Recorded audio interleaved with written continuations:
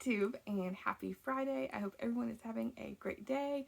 I'm in a good mood because I'm finished with work for the week and I have a 3-day weekend. I decided to give myself a treat on Monday and have the day off.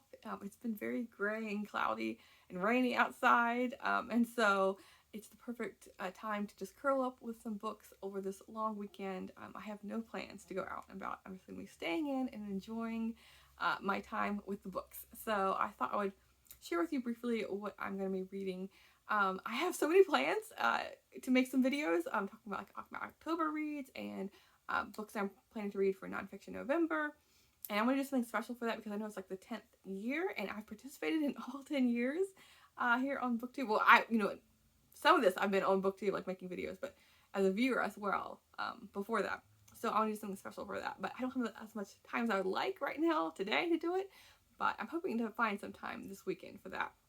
Which I should be able to, because like I just said, I have no plans to go out except for reading. So if the books don't take me away completely from reality, then yes, I will have some time for some BookTube filmmaking. But yeah, so all that to be said, I want to talk about some of the books I'm currently reading. So as I mentioned, it's Nonfiction November, so I plan for the entire month of November to only read nonfiction. And I've done that pretty much consistently. I think the last 5 or 6, 7 years, something like that. I can't remember.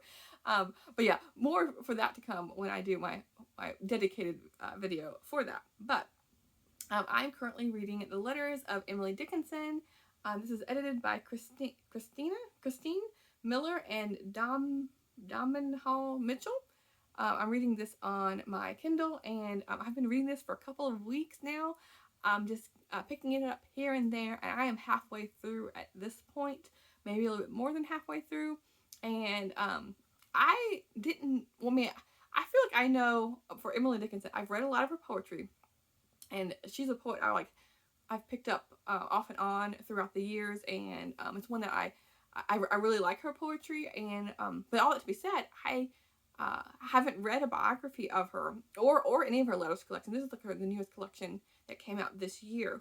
But I only really know like for her life, just like the Wikipedia kind of articles is all I know about her. And so it's been really interesting to find out about her life and her writing outside of her poems. All that to be said though, a lot of her poems in here, especially to one of her friends, Sue, she is constantly writing poems to her. And so you're still getting poetry with Emily Dickinson, even when you're not reading a poetry collection by her. And so, yeah, I'm really looking forward to finishing this. And I want to go back and read the complete Emily Dickinson poetry as well. Because that's a book I've had off and on. Like I said, I had it as a teenager, and I read all of it. You know, maybe I was like a moody teenager, I don't know. But then I read it again in college, and then I read it at least over 10 years ago. So it's been a while since but at least I don't want to read it like cover to cover. I just want to like dabble in it after reading this letter collection. And then a book I just started this afternoon is Vermont is Always With You by Marguerite Hurry Wolf. I read one of her other books. Let's see, can I grab it off the shelf? Okay, yeah, here it is. I read I'll Take the Back Road by her, I want to say last year or the year before. And so this is like much the same kind of thing because this is a woman who, she didn't grow up in Vermont. She moved to Vermont from New York City. Her husband is a doctor, and he was able to, you know, as a doctor, he has some extra funds, and so they were able to get a summer home in Vermont. And then eventually he got a job offer to be the dean of like the medical at one of the universities there, like the School of Medicine. And so they were able to move there full time, and that's what this book was about. Their experience, you know, making Vermont a home. Whereas in this one, they've had to move around a couple of times since this book, because now he is the dean of a School of Medicine in Kansas City. And so some of this is like just a very, I'm only like, 5, 6 pages in. So I don't know sure how much this is going to focus on Kansas, but she's talking about how, you know, her family, her roots are from the Midwest and New England. And so she's kind of comparing them a little bit, and, you know, talking about the, you know, the good qualities of Kansas as well. And so yeah, I'm looking for this. This is like a really short almost like essay. Yeah, like, it's basically an essay collection of her thoughts and rambling thoughts, kind of thing on Vermont and Kansas. But yeah, this is something I want to finish this weekend because it's pretty short. Let's see, it's only is it yes, it's not even 120 pages. So I want to get through this probably by tomorrow morning. I mean, I love like I really want to visit Vermont. I had plans to see New England for the first time this past October, but all my plans and travel for work and for fun got completely derailed. And so yeah, it's a good and a bad thing, but I will have to make my way to New England at some point in the future. So the next book I started, another book where I've read just one chapter of is Biblioholism, the literary addiction by Tom Robb. This is a book I'm not gonna be reading straight through. This is all about like the love of books and like the antics that he's getting up to. Because in this first chapter, he's talking about how he can't stop buying books. How his wife is like, it's either me or the books at some point, because his whole house is being taken over by books, where it's not just books on your shelf that are like overflowing, but they're all over the floor, and she's having to like, these little alleys, pathways in the house, because it's like that's how many books he has. It's a problem, and he's always telling her, oh, if I ever have duplicates of a book, that's when I know I have a problem.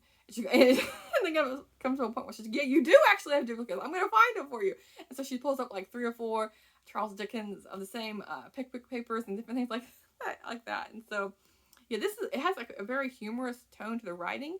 I'm not sure if that's gonna get old quick for me or what, because humor is always like, I feel like hit or miss. But we'll see how I go with this. I might reach out for us here and there, and see what I make of it.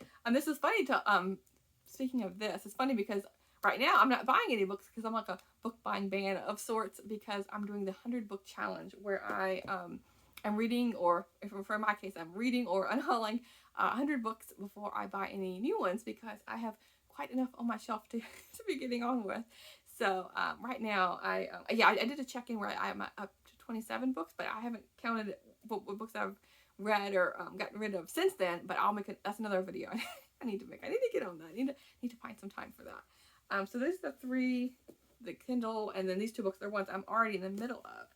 But I have a whole pile of possibilities for this 3-day weekend. I'm being very ambitious with myself. I know there's no way I'm going to get through all of these in these 3 days, but I can only hope. So, Of Time and Place by Sigrid F. Olsen. This is a nature writer, and this is all about the trails, the woods, and the portage, and his favorite campsites and stories of the Quantico Superior Country. And so I've read several of his books, but I have several more on my shelf that I have not read, and so this is going on the pile. It's like, I feel like a travesty for me. I love nature writing. For me not to have read like these like well-known nature writers. Speaking of Olsen, one that I have on my shelf that I have not read, again, another travesty, is Barry Lopez's Of Wolves and Men.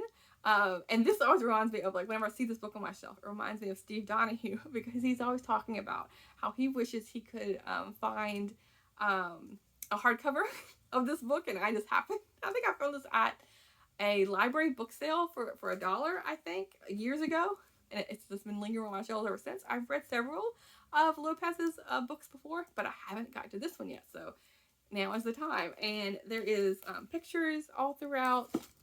That's probably not a good one, but there's also some kind of graph. I have no idea what these graphs are talking about. But here's one of a wolf in the winter. And so as it's getting colder outside, it's making me think of winter and those kind of themes that I'm wanting to get more into, although it's not snowing yet. It doesn't snow that often here, although it has snowed a couple times around Thanksgiving, so it can start early. Speaking of winter, Margaret and Olaf Murray, Wapiti Wilderness, I could be butchering that name, but she wrote one of my favorite nature, like adventure stories in a way, Two in the Far North, about her life in Alaska, in Fairbanks, Alaska, and then she meets her husband, and then her husband is a biologist, and so they're going all over Alaska, and then eventually she's bringing like her infant on these excursions, and like way out in the middle of nowhere, and so I really need to reread that book. But this is one I have on my shelf that I haven't read of hers. And this is about, it says, for over 37 years, her and her husband made their homes in the Tetons. And so this is her maybe it's another memoir in a sense, I'm hoping, like the Two in the Far North is. And so greatly looking forward to this one. And then the last one is an author memoir, Mary McCarthy, How I Grew. I really need to read more of Mary McCarthy. I've read her most famous one, and now I'm like blanking on the name of it. The Group. I read The Group, but there's so many more Mary McCarthy writings that I need to get into. And so this is How I Grew, and this is all about her life from age 13 to 21, from high school through college. So yeah, I feel like the same as with like an Emily Dickinson letter collection, things like this. It just makes me want to read more from them. So yes, those are my reading plans for this weekend. So yeah, reading and booktube filmmaking. That's what I need to do. Keep me accountable. Anyway, I'll talk to you soon. Thanks, Booktube.